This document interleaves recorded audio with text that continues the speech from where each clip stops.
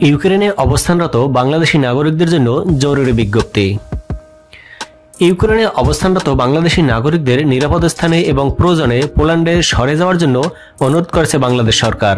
বৃহস্পতিবার 24 ফেব্রুয়ারি রাত 10:15টার দিকে পররাষ্ট্র মন্ত্রণালয়ের অফিসিয়াল ফেসবুক পেজে এ অনুরোধ জানানো হয়। পররাষ্ট্র মন্ত্রণালয় জানায়, বাংলাদেশের পররাষ্ট্র মন্ত্রণালয় পোল্যান্ডে অবস্থিত বাংলাদেশ দূতাবাসের সঙ্গে নিবিড় সমন্বয় বজায় রাখছে। আটকে পড়া বাংলাদেশিদের অবিলম্বে বাংলাদেশে প্রত্যাবর্তনের জন্য সর্বাত্মক সহায়তা দিচ্ছে সরকার। পররাষ্ট্র মন্ত্রণালয় আরও জানায়, প্রত্যাবর্তন প্রক্রিয়ার সুষ্ঠু সমন্বয়ের জন্য এরই মধ্যে ওয়ারশাতে অবস্থিত বাংলাদেশ দূতাবাসকে অতিরিক্ত জনবল নিয়ে শক্তিশালী করা হয়েছে। সব ধরনের কনসুলার সহায়তা বিনামূল্যে প্রদান করা হচ্ছে। এদিকে ইউক্রেনে হাজারখানেক বাংলাদেশি রয়েছেন বলে ধারণা করা হচ্ছে।